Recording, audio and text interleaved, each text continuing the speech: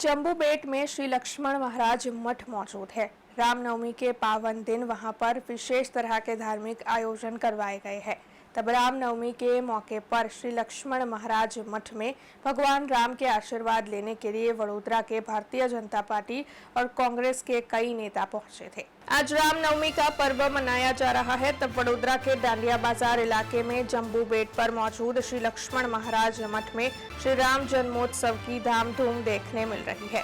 दरअसल हर साल की परंपरा के मुताबिक वहां पर श्री रामचंद्र भगवान की बाल प्रतिमा को लेकर उत्सव मनाया जा रहा है। बड़ी तादाद में भक्त वहां पर दर्शन के लिए पहुंच रहे हैं।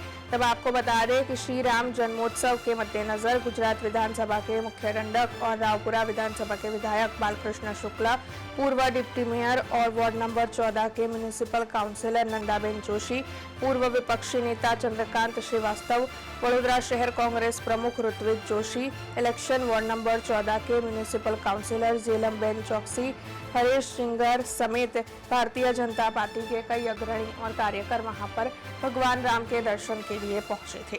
मर्यादा पुरुषोत्तम भगवान श्री राम જે સમસ્ત વિશ્વના આરાધ્ય દૈવત છે, તેમનો આજે જન્મોત્સવ ઉજવી રહ્યા છે। ચૈત્ર શુદ્ધ નવમી એ સનાતન હિન્દુ ધર્મનો સૌથી સર્વશ્રેષ્ઠ દિવસ છે અને આજે જ્યારે 500 વર્ષના સંઘર્ષ બાદ રામલલા પોતાના નિજધામમાં અયોધ્યા બિરાજ્યા છે, ત્યારે ખાસ આ વખતે એક અનેરો ઉત્સાહ સમગ્ર દેશમાં છે અને અહીંયા જ્યારે રાવપુરા વિધાનસભા વિસ્તારમાં લક્ષ્મણ મહારાજનું મઠ એટલે કે લગભગ 190 વર્ષ જૂનું જે રામ મંદિર છે, જ્યાં ભણીને જ અમે બધા મોટા થયા છે। સંસ્કૃત બનવા અહીંયા આવતા હતા। વડોદરા શહેરની 4 પેઢી અહીં સંસ્કૃત બનવા આવતી હતી। એ ત્યાં જ અમે આવીને આજે રામ જન્મનું પ્રવચન સાંભળ્યું છે અને રામ જન્મના પ્રવચન બાદ ભગવાન રામલલાનો અમે જન્મોત્સવ સાજરો કર્યો છે। ત્યારે અમારા માટે ખૂબ જ પુણ્યની વાત છે કે આજના દિવસે ભગવાન રામલલાના અહીં અમને સાદા દર્શન થયા છે। પહેલી વાત તો ભગવાન રામની જન્મ જયંતિ છે અને ભગવાન રામનું મંદિર જ્યાં હોય ત્યાં હનુમાનજીની ડેરી હોય જ, એટલે ભગવાન રામનું મંદિર બી છે દાંડિયા બજારમાં અને ડેરી બી છે।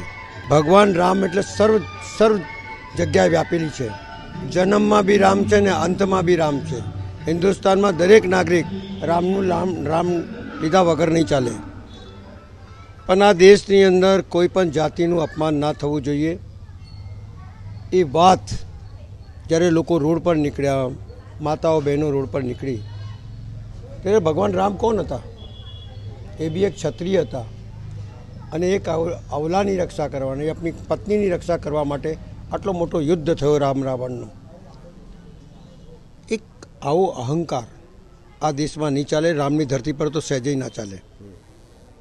એ અહંકાર ત્યાગ થવો જોઈએ ને અહંકાર ત્યાગ નહીં કરે તો દરેક જણને કહું છું કે કોઈ પણ જાતિનું અપમાન ન થવું જોઈએ, એ દરેકે કાળજી લેવી જોઈએ, ચાહે પાર્ટી હોય, પોલિટિક્સ હોય, ગમે ત્યાં હોય।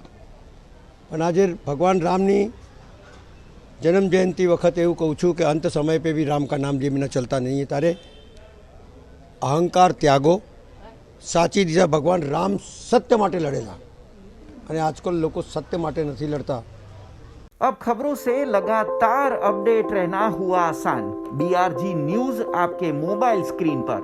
आज ही BRG न्यूज की mobile app Google play store और ऐप स्टोर से डाउनलोड करें और खबरों से लगातार जुड़े रहें।